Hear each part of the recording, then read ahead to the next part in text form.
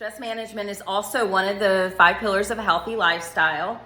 If we are up going through the world and we're working out and we're trying to have proper nutrition and we're trying to have sleep, if we're going to work every day and our boss or somebody at work is really stressing us out, or maybe our home life isn't as good as it is, or maybe a family member is not doing well or they're in the hospital, there's a multitude of things that can cause us stress in our daily life. We absolutely have to have tools in our tool chest in order to combat these things.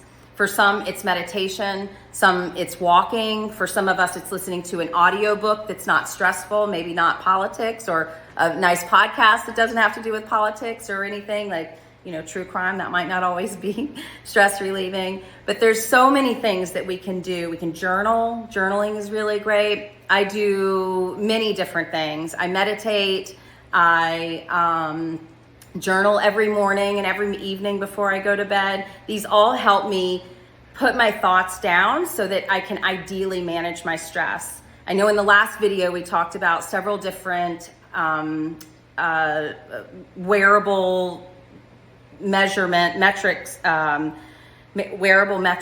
that we can help measure certain things. So like I wear the Aura ring and it will tell me in my day how stressed I was, how long did I recover, how stressed I was, how engaged I was. I think the Whoop band does the same thing. When you can take these metrics and you can look at it, becomes very helpful for you to say, okay, well, at this time on my way to work, I tend to be more stressed. Well, is it because I'm leaving too late to go to work and now I'm late and that puts me in a stressful environment? Is it Atlanta traffic? Is it, what is the case and what is making me so stressed? So when you can look at the metrics, sometimes that's helpful. Sometimes we can just feel our heart rate increase. Sometimes we can feel like we don't have the energy to do certain things.